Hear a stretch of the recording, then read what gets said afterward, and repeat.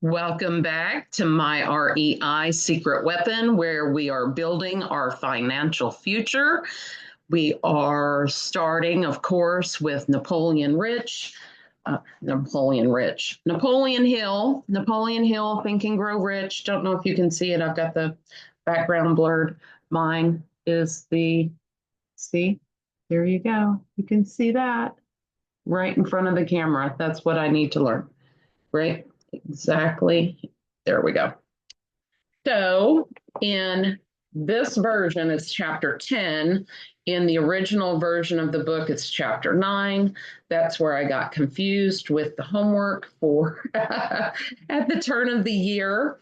But I found the secret sauce. How many of you have figured out what the secret sauce is to the Think and Grow Rich?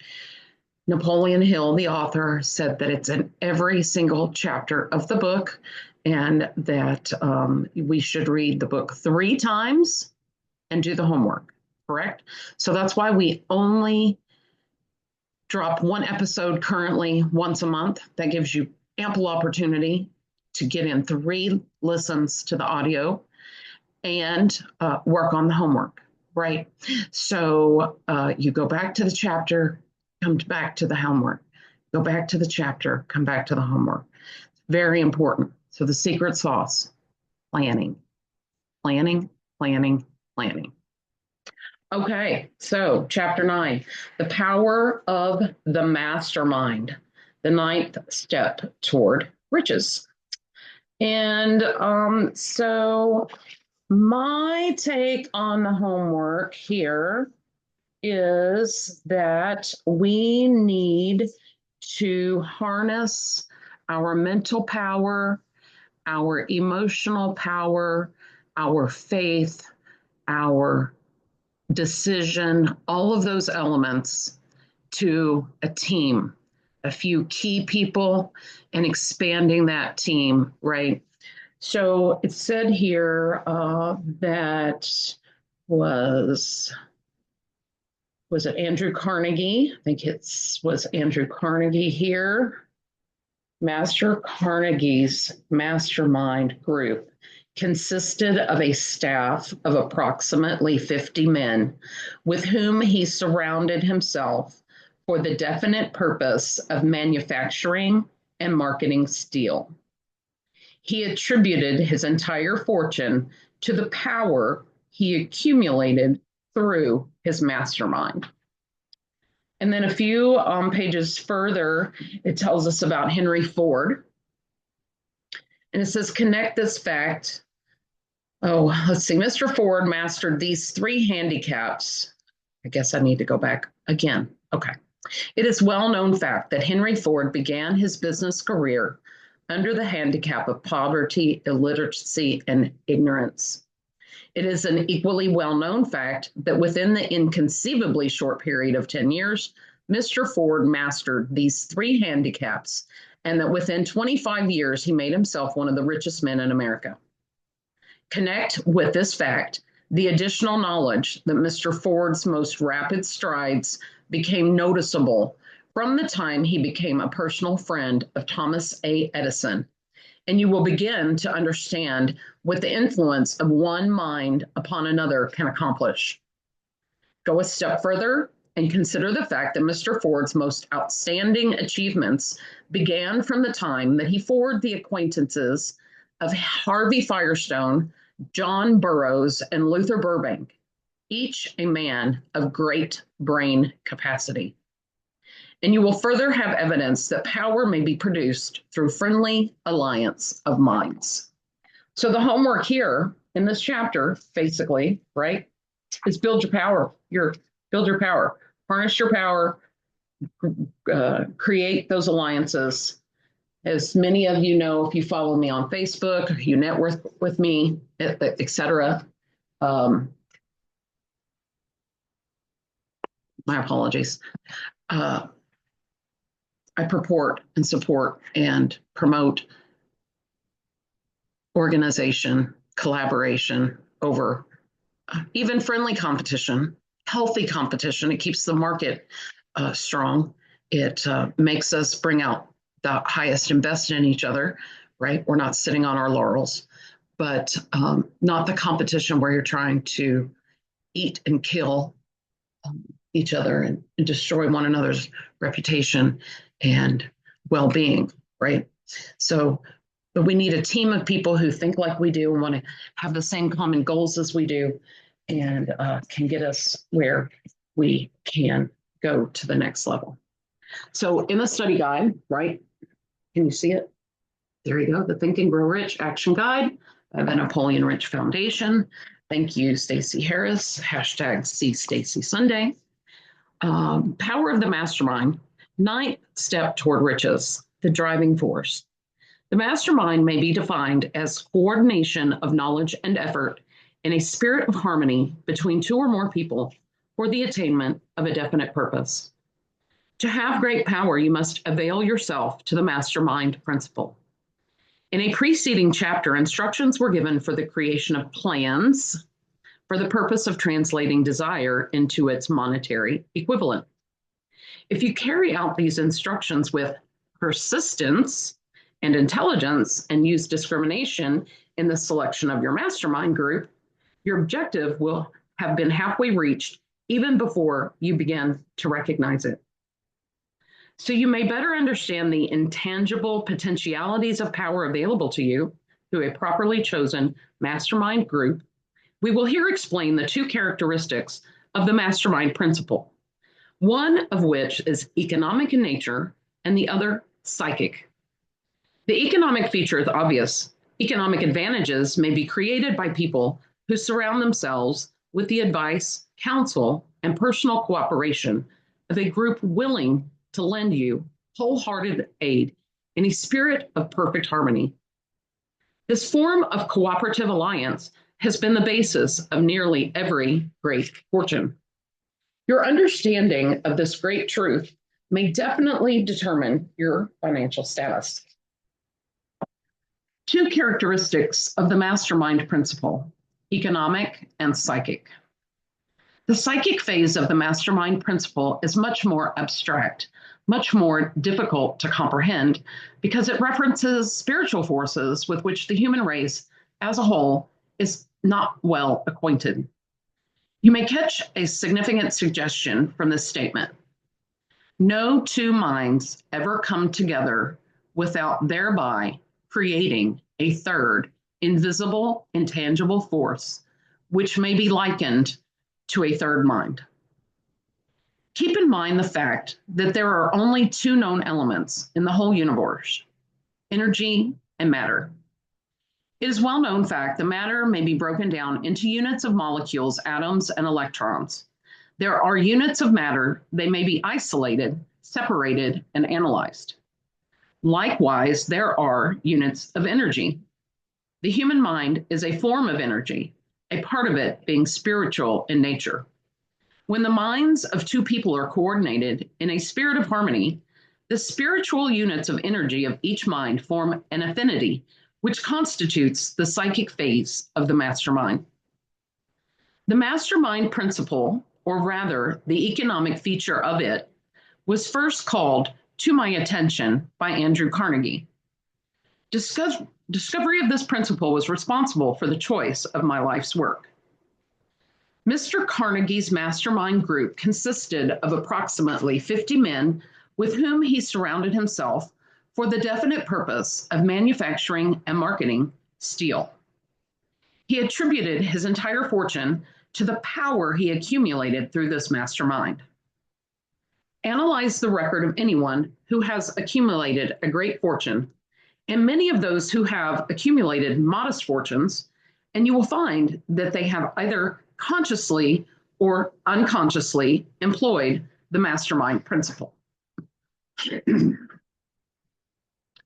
Great power and success can be accumulated with the mastermind principle. Energy is nature's universal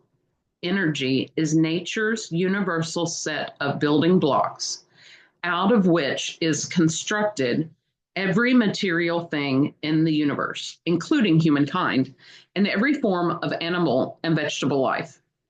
Through a process that only nature completely understands, energy is translated into matter. Nature's building blocks are available to humankind in the energy involved in thinking. Your brain can be compared to an electric battery. It absorbs energy from the ether, which permeates every atom of matter and fills the entire universe.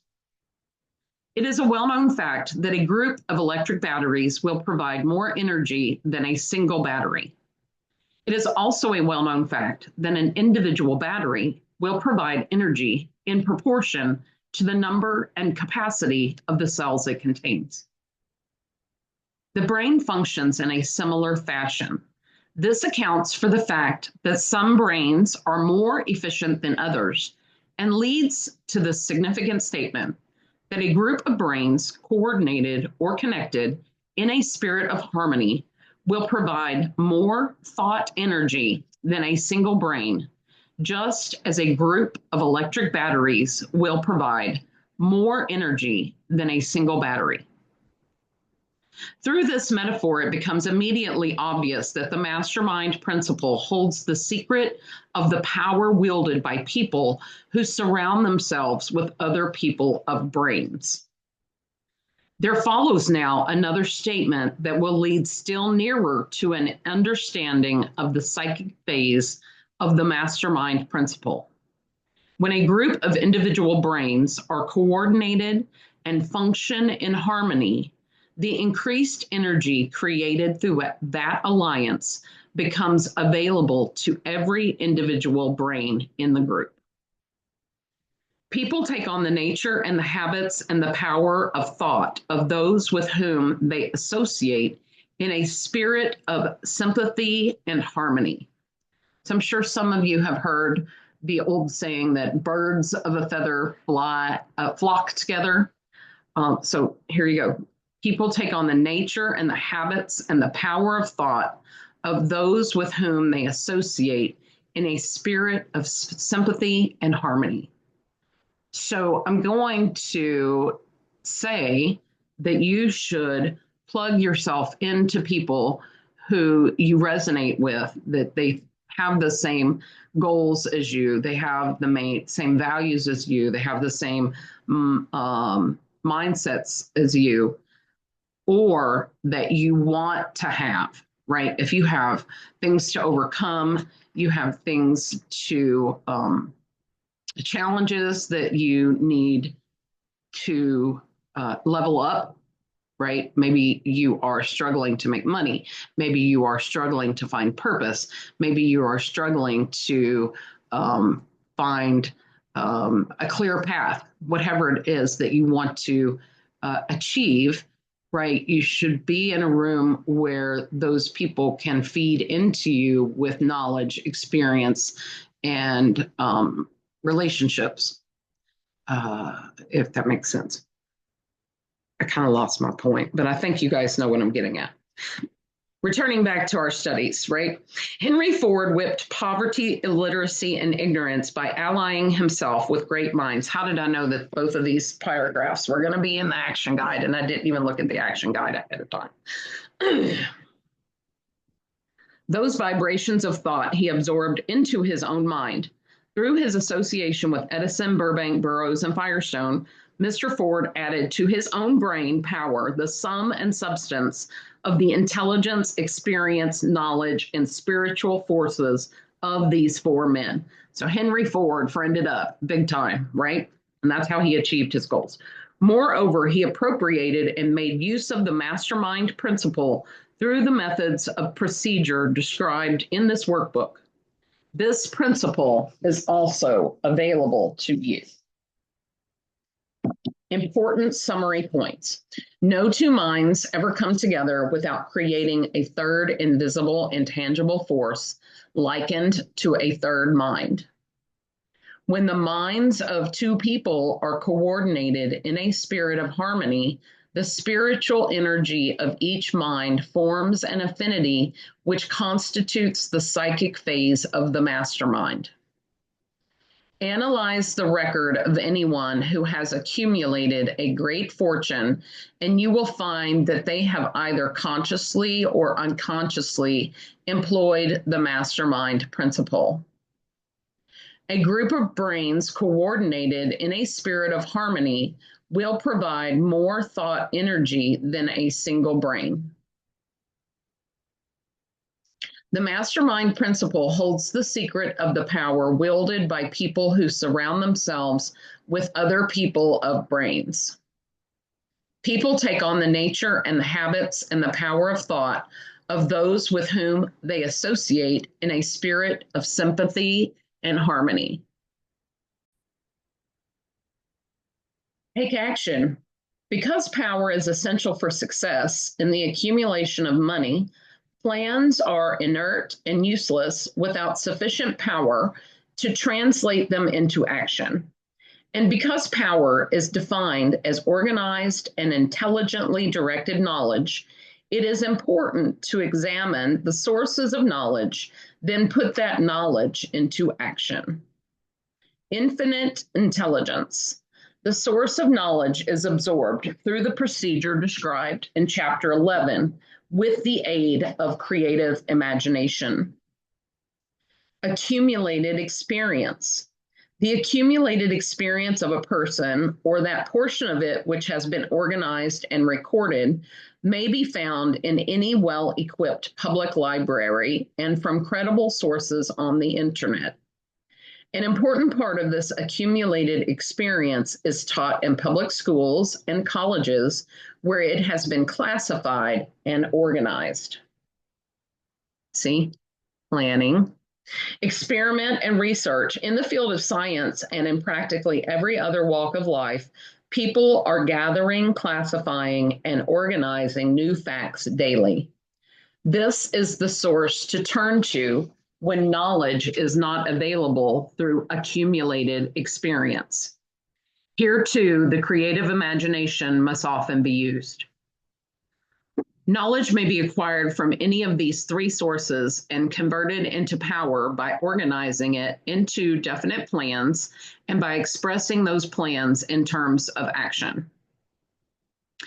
Examination of these three major sources of knowledge will readily disclose the difficulty you may have if dependent on your efforts alone in assembling knowledge and expressing it through definite plans in terms of action. If your plans are comprehensive and if they contemplate large proportions, you must induce others to cooperate before you can inject into them the necessary element of power.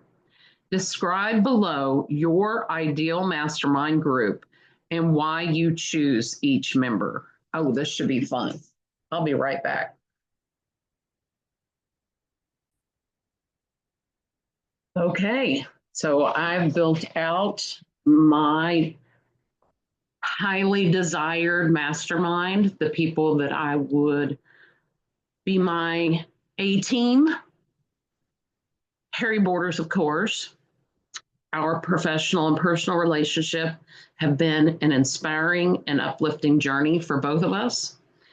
We have complemented each other phenomenally well, and I would like that to continue, even though at the current time it doesn't appear to be the same as we're still collaborating, still working together, just a little differently, right? Stacy Duvall, and for the same reasons as Harry, together she and I make quite a powerhouse. Vaughn Jeffries of Mom and Me Treats, LLC, for the same reasons as Harry and Stacy. Additionally, if I need someone to keep it real with me, knock me off my high horse, make me see things in a different light, or advocate on my behalf, she'll get your ass. So that's why I choose her. And David Meek.